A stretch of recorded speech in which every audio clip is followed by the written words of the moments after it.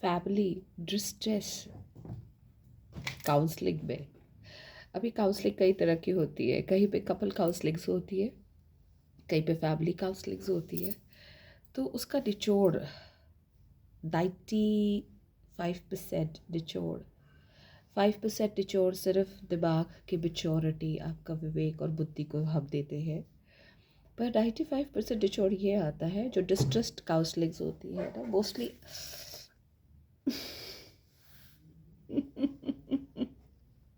बजरंगी छड़ दे यार, बजरंगी बस। बस। ओ माय गॉड, इनके पंजे is like aqua pressure. Anyway,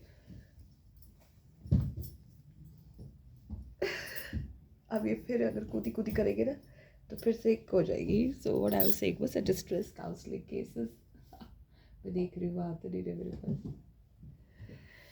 सो उनका निचोड़ ये आता है कि जब पहली बात तो the failure, a gross failure in maintaining a bond of understanding between, say, two people, three people, four people, and so on. It could be a nuclear family, it could be a joint family here. इसलिए मैं कोई पक्का numbers नहीं ले रही हूँ। फिर आ गया मेरे पास।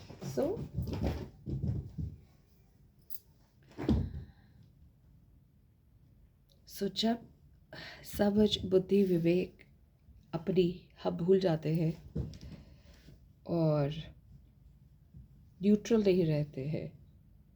क्यों? क्योंकि इसमें जो सबसे बड़ा ऑब्स्ट्रक्शन है वो है रिश्तों का। This that that that that that so many रिश्ते around.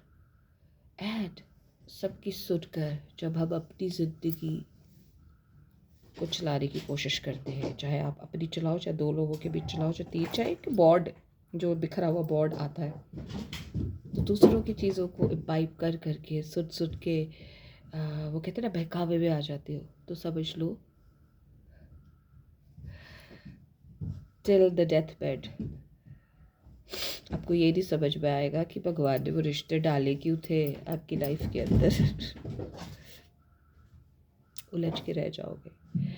So mostly the advice has to be there, take only the positive inputs, चाहे वो रिश्ते में कोई हो या ना हो या बाहर से आ रहा हो, पॉजिटिव चीज़ों को इम्बाइब करें हम अपनी लाइफ्स में।